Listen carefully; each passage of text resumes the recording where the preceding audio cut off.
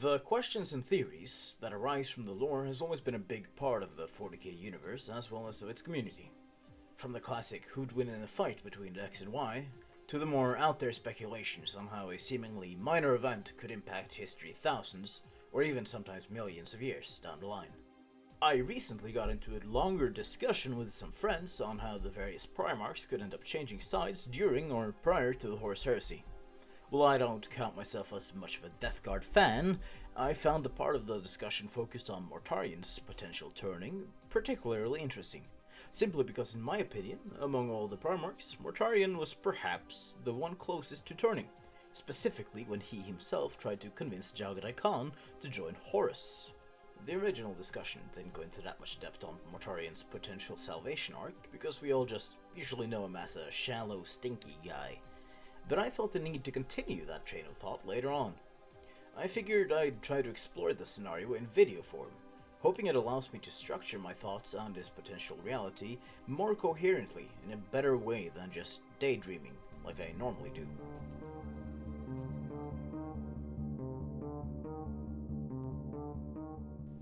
To understand how someone like Mortarion, who agreed to have half his own forces slaughtered in the Istvan system, can end up switching sides and rejoining his loyalist brothers, we need to take a deep dive into his mind, into what makes him tick, and thus obviously into his upbringing.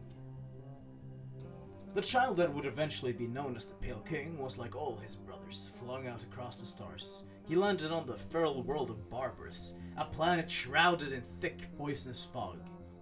He was adopted by a warlord called Nakara, who mostly saw him as a weapon to destroy his enemies with, rather than as actually family. Mortarion eventually rebelled against Nakara, but was ultimately powerless against him, as the warlord was a psyker of immense strength. Just as Mortarion's life was about to end in the hands of his adoptive father, his real father showed up. The Emperor, who had disguised himself as a stranger lending the rebels a hand, stepped between them and easily killed the tyrant. Though the Emperor saved his son's life, this event would cause a permanent scar on Mortarion's psyche, eventually growing into hatred for the Emperor, for denying Mortarion what he saw as his destiny. Right now you're probably thinking that Morty is acting like an edgy and entitled teenager who didn't get his way. And you'd be right, that is exactly what he is. After being given charge of the 14th Legion, known then as the Dusk Raiders, and changing their name to the Death Guard, Mortarion would quickly start to loathe the Legion's Librarius, as living under his psyker adoptive father caused the Pale King to carry a lingering hatred for all things supernatural. During the Great Crusade, Mortarion would become somewhat of an outcast. The Primarchs were made to be near perfect, and thus they all possessed very large personalities that immediately make them the center point of any gathering they're in. Mortarion is perhaps the biggest exception to this. He appears almost timid and introverted, seemingly disdaining attention. This made him appear to some as the runt of the litter, and did not muster the same respect from his brothers as the booming personalities of Horus, Sanguinius, or Rogul Thorn. The feelings of inadequacy and internalized hatred for Psykers would be instrumental later on during the trial of Magnus the Red during the Council of Nicaea, where Mortarion would vehemently condemn his brother as fiercely as, or arguably even fiercer, than Magnus's bitter rival Leman Russ. When the heresy broke out, Mortarion was quick to declare for Horus, taking part in the Purge on Istvan III, as well as the betrayal of the Raven Guard, Salamanders, and Iron Hand's legions in the drop site massacre on Istvan V. In the time after, the Death Guard proved instrumental to the traitor war effort, and eventually Mortarion was sent to remove Jagatai Khan from the equation.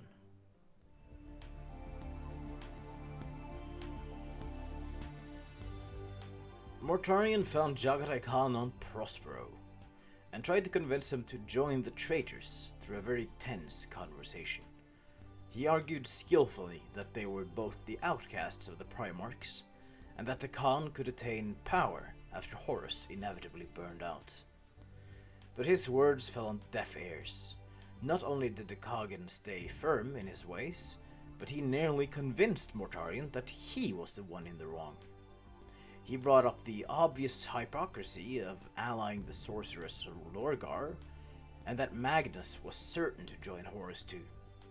In the end, both had already made up their minds, and a brief fight ensued, from which the White Scars managed to escape. Consequently, they spent years waging a hit-and-run campaign against the traitors, until they took such devastating casualties, including their Gloriana-class battleship Swordstorm, that the Khagan ultimately ordered the Legion to move on Terra. This confrontation is where we diverge from the true timeline.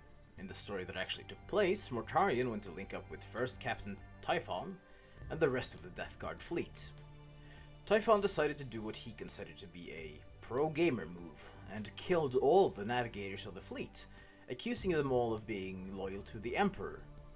He then told his father that he and his librarians could serve as navigators instead, and that he had absolutely no ulterior motive at all. He then predictably and deliberately got the fleet stuck and adrift in the warp, leading to what can only be described as the air quality aboard Death Guard vessels worsening considerably. But that's the story for a different time.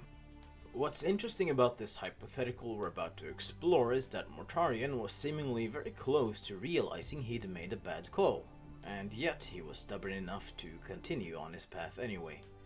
We know that while Primarchs are very headstrong and arrogant at times, they can change their mind when they find it is prudent to do so.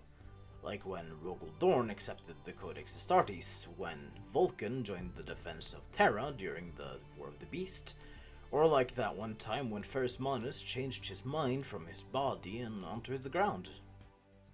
Therefore, we know that Mortarion could have changed his mind, so the only notable change we'll have to make in order to make him switch sides is that he was ever so slightly more influenced by the Khagan's heated words. Maybe the two had been a bit closer before the heresy, or perhaps Mortarion reflected on the death of his adoptive father, and realized that being saved by the Emperor was not, in fact, a personal slight against him. It doesn't matter that much. The point is that Mortarion ends up realizing his own hypocrisy.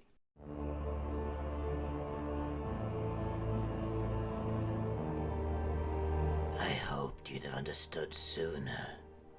It's the warp, Jagatai.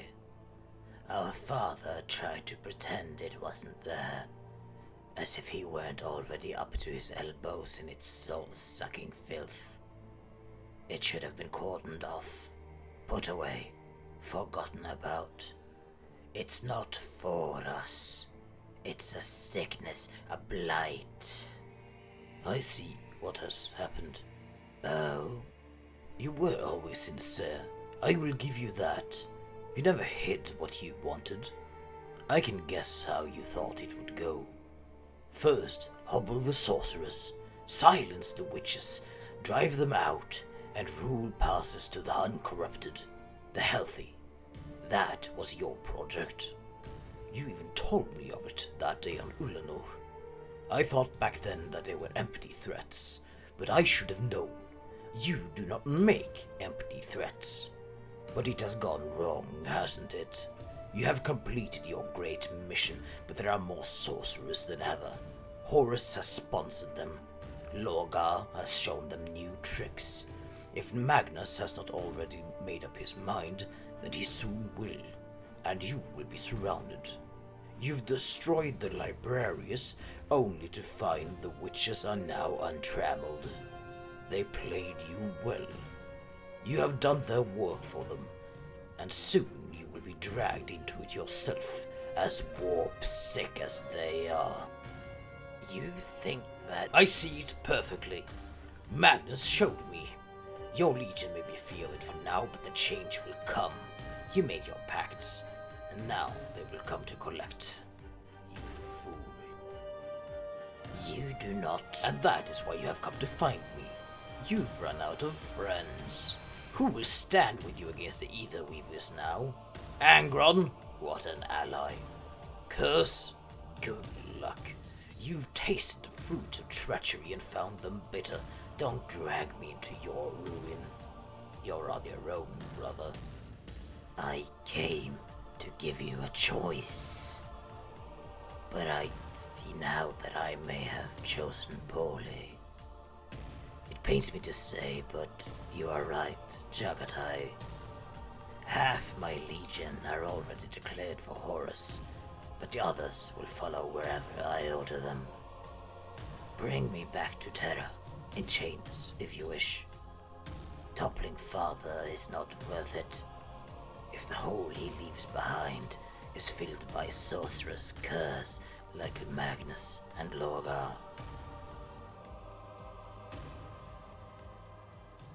And just like that, are the strands of fate changed forever. During this, around half the 14th Legion was elsewhere under the command of Typhon, probably preparing for what's to come by throwing all soap and deodorant out the airlock. These Astartes would still go through with Typhon's plan and become Plague Marines, but the tens of thousands that were with Mortarion on Prospero would not. Some dissidents would try to rebel, but most would stay loyal to their primogeniture. And so, Mortarion and the Khan leaves for Terra. Just like in the true timeline, a tense confrontation would take place between the returning White Scar's fleet and the war fleet of Leman Russ. Only this time there's also the substantial armada of Mortarion. After a brief moment of Space Wolves training all their guns on their perceived foe, and the returning fleet powering all theirs down, 2 lone teleport signals would reach through the lowered shields of Leman Russ's flagship. The Wolf King of Fenris would find himself face to face with the Pale King of Barbarous and the Warhawk of Chigoris, both unarmed. In the true timeline, Russ almost let his fury loose on the Khan, but now that the branded traitor Mortarion is also present, Russ would have an even harder time not giving in to his rage. In the end, however, both Primarchs safely return to their ships and carry on toward Terra. At this point in the heresy, Rogul Dorn would be in total control of the solar defenses, as the Emperor himself would be unable to leave the Golden Throne after Magnus went drunk driving through the Webway. Dorn, being cautious about allowing a known traitor Primarch onto Terra, would likely keep the Death Guard and White Scar's fleet at gunpoint while transporting the 2 returning Primarchs to Terra aboard an Imperial Fist's vessel, just in case it turned out to be a trap. After a few weeks' flight from the Mandeville Point to Terra, Mortarion would go through extensive interrogation before being allowed anywhere near the throne room. Dorn would likely personally participate in the interrogation, demanding Mortarion explain his actions, both his fall and his self-professed redemption. Having had months, or even possibly years, depending on the warp, to ponder his own actions, I'd like to think Mortarion would come to lament the loyalists killed in the purge on Istvan III, and fully committing himself to stand against his former comrades. He would thus tell Dorn everything. Being a relatively sane Primarch, Mortarion was likely among those Horus counted on the most, after his own sons, Lorgar Fulgrim and Erebus, of course. This means that he would have a lot of intelligence of vital importance. He would tell Dorn about the details of the battles in the Istvan system, how Horus keeps the skull of Ferris Manus in his throne room, the short and long-term plans of each of his traitor brothers, barring Alfarius, of course, that Horus had gone to Moloch and had ascended to become the champion of all chaos, and everything else that he knew that could be of any importance at all. Dorn would eventually accept Mortarion's claims, and warily accept bringing him before the Emperor. We all know the Emperor to be a thoroughly pragmatic and cynical individual, and though he wouldn't rise from the throne, I don't see him denying Mortarion his salvation. And so the Pale King kneels before the Master of Mankind, and pledges his fealty once again. This time, the pledge would stand untarnished until the day that he dies.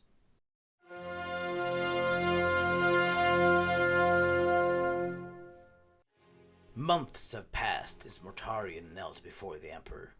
The Lord Praetorian stands with 3 brothers beside him, all preparing for what they know is coming. Well, technically Vulcan was there too, but he didn't really do anything, so he doesn't count. The White Scars would still guard against an incursion from above the system plane. The Blood Angels would still guard Jupiter. But now the indomitable ships of the Death Guard would help defend the outer spheres. As the traitor onslaught began, simultaneously striking at Pluto, Uranus, and from above the system plane as Dorn foresaw, Perturabo would be caught off guard as the mighty Gloriana-class battleship Endurance established target locks on his own flagship. After the death of Alpharius, the intelligence received from the Sol system would be limited at best, so there's a real possibility that the traitors would assume Mortarion dead at the hands of Jagatai Khan.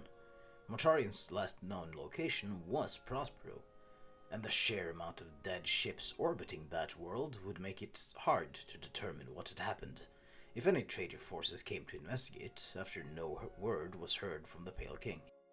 Though delaying the traitor invasion by days, weeks, or even months, and dealing significantly more damage to the Iron Warriors than in a true timeline, the never-ending onslaught would prove too much even for the Death Guard, and they followed the same withdrawal plans as their cousins. The Endurance and all other surviving capital ships of the fleet would likely be parked right next to the Phalanx, awaiting their orders to spring the counterattack or to dart for Terra to evacuate the Emperor. Rogel Dorn, strategic mastermind that he is, had the vessels of his own legion and those of his brothers be mostly manned by humans, as he deemed keeping usual Astartes' crew on Terra for the planetary defense was a better use of resources. Even with a 4th Legion defending the planet, they were still outnumbered by traitor space marines at least 2-1, and that's not even mentioning the overwhelming numerical advantage that the attackers had in mortal soldiers, mechanicum assets, and of course Titan maniples. There isn't much that could change the larger events during the siege itself. The traitors will eventually land, they will eventually break through the outer walls, and they will eventually finish the ritual that opens portals to the warp, releasing the literally infinite horde of demons. Between all these events, however, the Death Guard does what the Death Guard does best. They sell their lives at as high a price as they can. Being experts at a war of attrition, that price is extraordinarily high. It's not entirely unfair to say that the Imperial Fists and Death Guard make up a dream team. The Sons of Dorn make excellent fortifications, and with the Sons of Mortarion manning those fortifications side by side with their cousins in yellow, there's not much that can get through. In the true timeline, the White Scars rode out again and again to deal with the attacking Death Guard, and Jagatai Khan himself was almost killed fighting Mortarion. These events do of course not happen here. That role in the attack would instead be filled by contingents of the Iron Warriors, who would fare far worse against the repeated lightning assaults of the Chagorians than their Death Guard cousins did, due to their preference for static warfare both offensively and defensively. The Death Guard traitor force under Typhus would still be tasked with taking the Astronomicon, just like in the true timeline.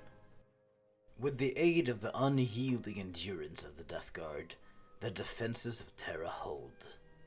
The Sanctum Imperialis is never breached. The planet is still halfway into the warp, but less so than in the true timeline, as the traitors' grip on the planet isn't as cemented. A sort of stalemate is reached, where the besieging traitors are incapable of breaching the last wall. 3 legions had already fallen back, and the Titan legions on both sides are almost completely wiped out. To the mortal traitors still living, morale would be virtually non-existent. The never-ending flood of demons is kept within a bottleneck, preventing them from utilizing their infinite numbers to any effect. To the Chaos Gods, the siege seems lost, the anathema out of their reach. As the last traitor forces break formation and flee for their lives, all that remains for the Master of Mankind and his sons is to end the treacherous War Master. Horus would never flee or surrender, and at this point he was delusional and thought nothing could stop him. The only thing separating the Emperor from complete victory is that Horus is still in his ascended form, so the whole Dark King plotline would still happen, and Malcador the Sigillite would sadly still perish on the Golden Throne. The Emperor is still swayed by the words of Alania's person and goes to fight Horus. I'm not even going to touch on the rest of the old person and John Grammaticus storyline, as even thinking about how that'd be affected by all this alternate history gives me a headache. At this point, Dorn would still carry some lingering distrust for the former traitor Mortarion, and would likely not allow him to participate in the assault on the vengeful spirit, leaving him behind instead to take charge of the defenses of the palace in the meanwhile, contending with the still significant traitor force laying siege to the Sanctum Imperialis. As Terra is not yet halfway inside the warp by this point, the teleport assault would end up closer to its intended target than in a true timeline, and so Sanguinius would never have the chance to fight Horus on his own. And so, the Master of Mankind, leading an entourage consisting of Constantine Valdor, Jaghatai Khan, Rogol Dorn, and Sanguinius, goes to face the War Master of Chaos. The fight goes much like it did in the true timeline. I don't see the Emperor sharing the honor, or arguably the burden, of killing Horus, knowing that his sons would get butchered by Horus in his chaos-infused form. In the end, the Emperor kills Horus and is gravely wounded, a lot like in the true timeline. As dawn breaks, a mighty armada descends on the remaining traitors surrounding Terra. The Macragg's Honor, the Eternal Crusader, the Endurance, the Phalanx, and well over 3,000 other war vessels from the shattered System Defense Fleet and the Ultramarines Relief Armada all opened fire on the traitor ships, laying waste to the forces of the War Master. The forces of Chaos scatter, but far fewer survive to strike out again, later from the Eye of Terror. In the true timeline, after Horus fell, not much of Terra remained, so the surviving traitor forces were mostly evacuated before the Ultramarines' relief fleet arrived. The Iron Warriors and Emperor's Children will still leave the siege early, but both take even heavier casualties. I could see Fulgrim being slain on the Saturnine Wall in this timeline, being overwhelmed by fighting not only the steel resolve of Rogol Dorn, but the cold fury of Mortarion as well. Not that it matters, as like his brother Angron, he'd simply respawn sometime later.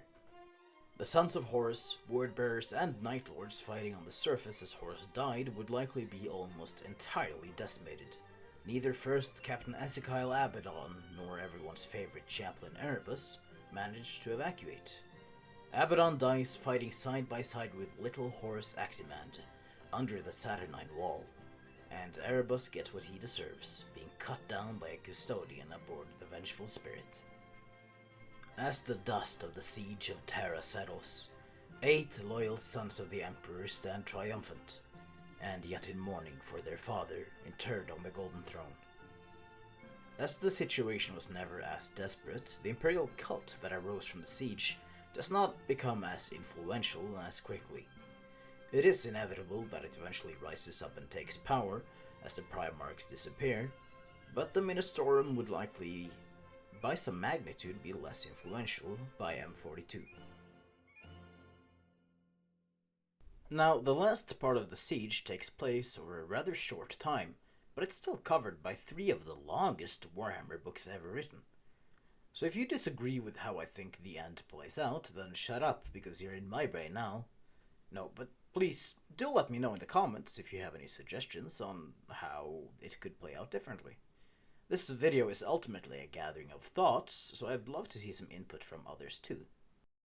I originally wanted to make this video expand into the modern setting too, exploring how the Loyalist Death Guard chapter would fight on 10 millennia after the siege, but that would likely double the video length, and this was already more than challenging enough to make. That being said, I had a lot of fun making this, so do let me know if you also had a lot of fun and want to see more.